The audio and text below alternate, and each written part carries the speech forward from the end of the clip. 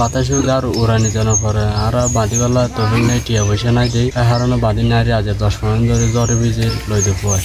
কাল বৈশাখী ঝড়ে উড়ে গেছে বিধবা প্রতিবন্ধীর ঘর খোলা আকাশের নিচে বসবাস। বেশ কয়েকবার পেকুয়ার উপর দিয়ে বয়ে যাওয়া কাল বৈশাখী ঝড়ে উড়ে গেছে এক বিধবা ও প্রতিবন্ধীর বসতঘর। অর্থের অভাবে ক্ষতিগ্রস্ত ঘর মেরামতের উপায় না থাকায় গত 2 সপ্তাহ ধরে বাধ্য হয়ে 2 সন্তান সহ পরিবারের 8 সদস্য নিয়ে খোলা আকাশের নিচে মানবতার জীবনযাপন করছে পরিবারটি। গত 4 মে রাতে কালবৈশাখী ঝড়ে উড়ে যাওয়ায় কক্সবাজারের পেকুয়া উপজেলার টৈটং ইউনিয়নের হাজিপাড়া এলাকার বিধবা প্রতিবন্ধী রুজিনা বেগমের বসতঘর। জানা যায় বেশ কিছুদিন আগে ক্যান্সার আক্রান্ত হয়ে মারা যায় রুজিনার স্বামী। 2 সন্তান নিয়ে অসহায় রুজিনা পিতার বাড়িতে আশ্রয় নেন। মানুষের সাহায্য সহযোগিতা নিয়ে বেঁচে থাকা এই প্রতিবন্ধীর একমাত্র বসবাসের শেষ আশ্রয়স্থল ঘরটি কালবৈশাখী ঝড়ে উড়ে গেলেও বাধ্য হয়ে খোলা আকাশের নিচে বসবাস করতে হচ্ছে। বিষয়টি জানতে পেরে পেকুয়া উপজেলা নির্বাহী কর্মকর্তা মোহাম্মদ সাইফুল ইসলাম প্রতিবন্ধী ক্ষতিগ্রস্তর বাড়িতে গিয়ে ব্যক্তিগত অর্থ সহায়তা প্রদান করেন। এই সময় উপজেলা নির্বাহী কর্মকর্তা বিষয়টি জেলা প্রশাসক মহোদয়কে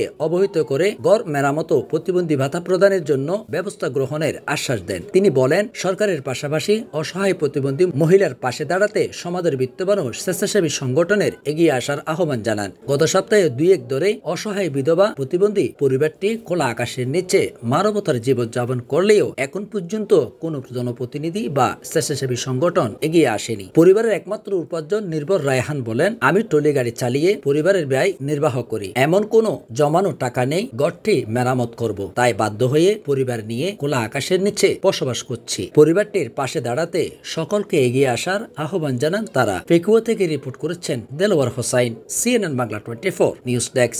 আতিয়া বাতাসাই কিনা মিলান গরগান উড়াইয়েন লগিয়ই আর তো সম্বল নাই দে গরগান বাঁধিবার ব্যবস্থা করি না পারে লই দেবো আর জরিবেদের খনিকা উচিলে আর কেন হইয়ে খন মেম্বার নয় খন চেয়ারম্যান নয় সাইবেল লাই আজ আর গরগান ভাঙি হই আর গরগান জরিবে যাবার গিয়া করে আর তো সম্বল নাই আর গরগান বাঁধিবার লাই সাইবার হাঁকে আসতাম নাই মেম্বার নয় চেয়ারম্যান নয় কিছু নয় তার সুন্দর দিন আর ঘর বাতাসে উড়াই নিয়ে মাই হয়ে ফুঙ্গো ফরিদে যাই এবার আন্টি কার্ড করতে হইয়ে এবার 3000 টাকা দিবি তবে এনে ফরিদে গিয়ে দেয় যা দিতে হয়েছে গাড়ি নয় আর করে দিতে চাই তো হাতে নাড়ে না উপজেলা যাও এই নাড়ে না হয়ে আর মাথা ফল করে ফেলা। আমার মনে 5 বছর বর্তমান 5 বছর চলতেছে। এখন তো কষ্টের বিনিময়ে চলতেছি।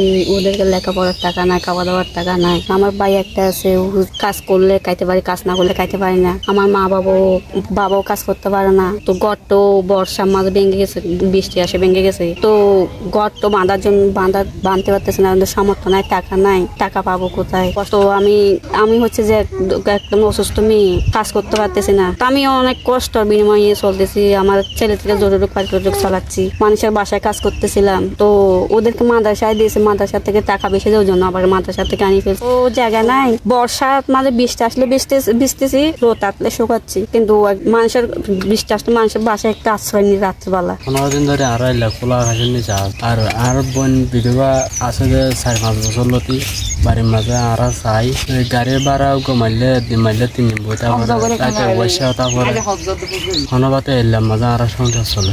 বৈশাখী জ্বরে বাতাসে আর উড়ানি যেন পরে আর বাঁধিবেলা তখন নাই টিয়া পয়সা নাই দেই হারানো বাঁধি নারী আজ 10 মিনিট ধরে জ্বরে ভিজে লইতে পায়।